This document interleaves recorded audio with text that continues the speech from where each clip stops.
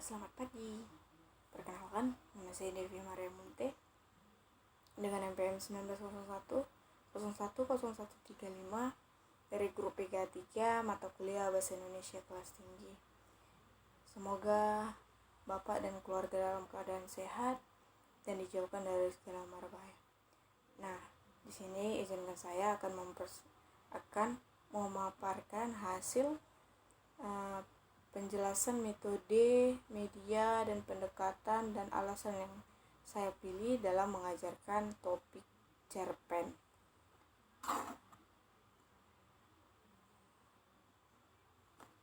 Nah, di sini saya akan menjelaskan yang pertama metode dalam mengajarkan topik cerpen. Metode apa yang saya pilih dalam mengajarkan topik cerpen? Nah, di sini saya memilih metode copy the master. Apa itu metode copy the master? Merupakan metode yang digunakan untuk menerapkan cara, teknik, pola berpikir seseorang ahli atau master dalam menghasilkan sebuah produk pembelajaran.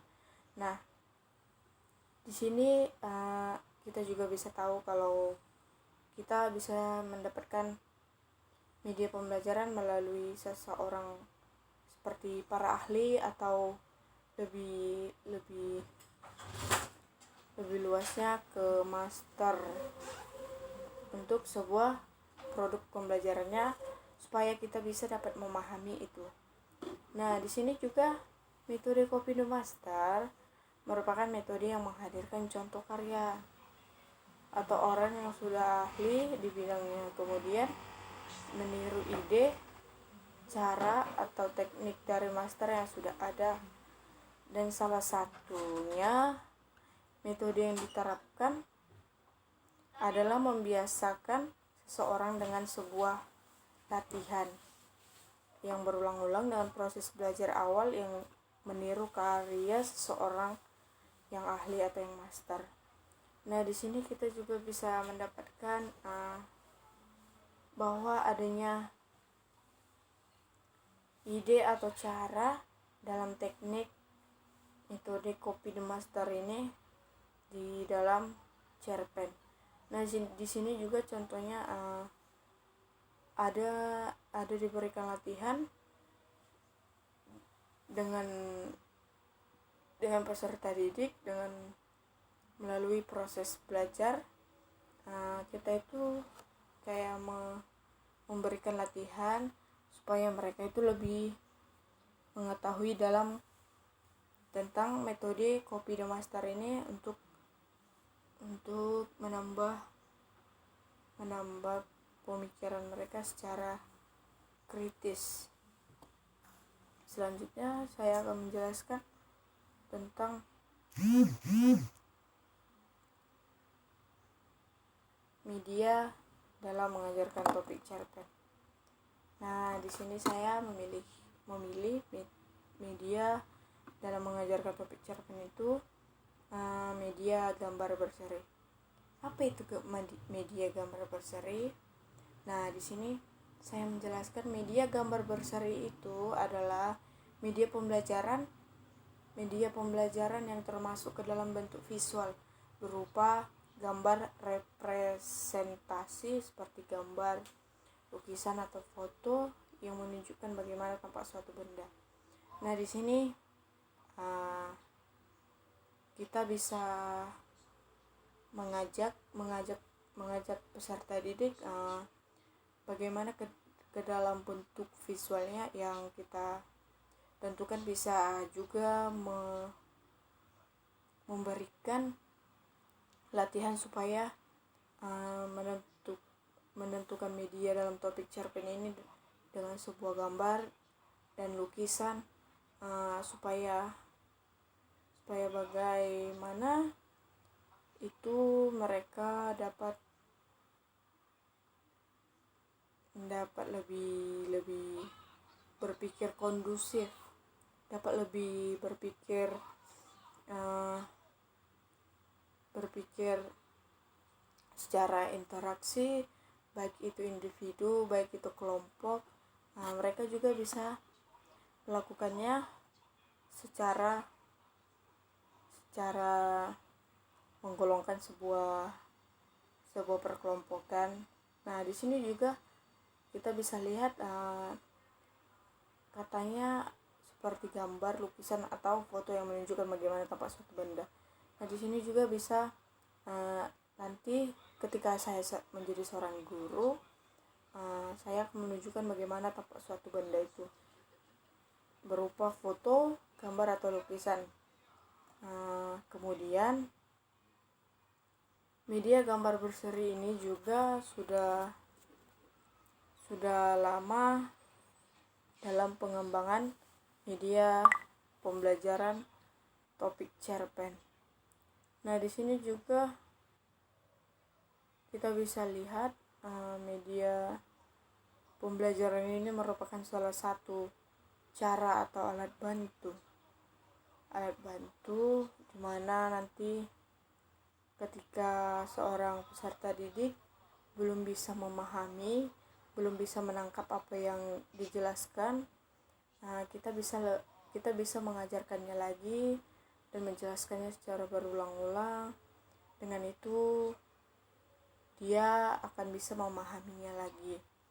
Nah, kemudian peserta didik juga lebih mampu untuk menguasai materi media gambar berseri ini dalam topik cerpen.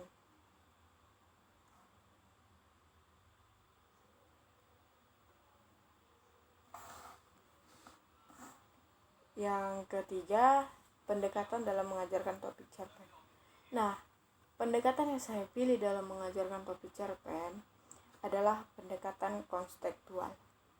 Apakah pendekatan konstekstual? Nah, di sini saya menjelaskan. Pendekatan konstekstual itu merupakan konsep belajar yang membantu guru mengaitkan antara materi yang diajarkan atau situasi dunia nyata siswa, yang dimana supaya bisa mendorong siswa membuat hubungan antara pengetahuan yang dimilikinya dengan penerapan di dalam cerpen, serta mengembangkan bagaimana supaya bisa membuat hubungan siswa itu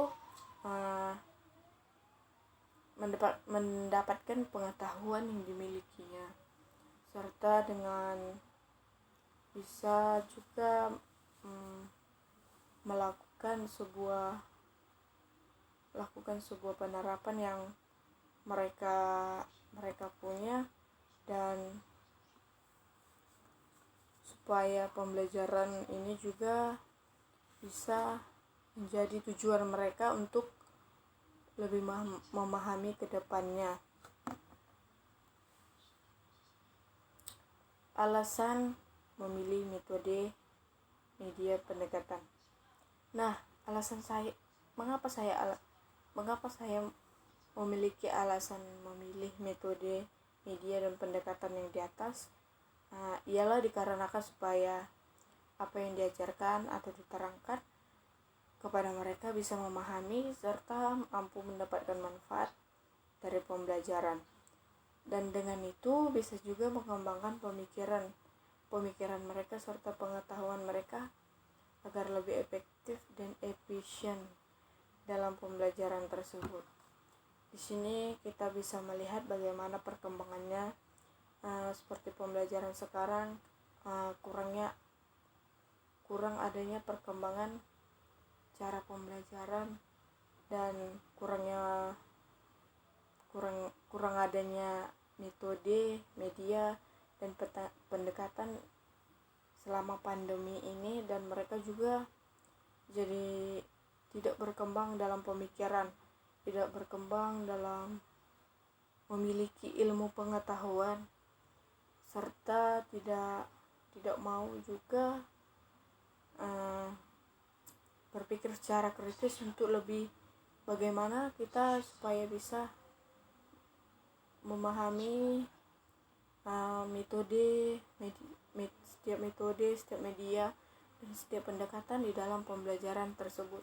Karena itu bisa lebih mendorong siswa itu bisa mampu untuk memahaminya jika kita berikan dukungan, berikan metode, media, dan pendekatan tersebut.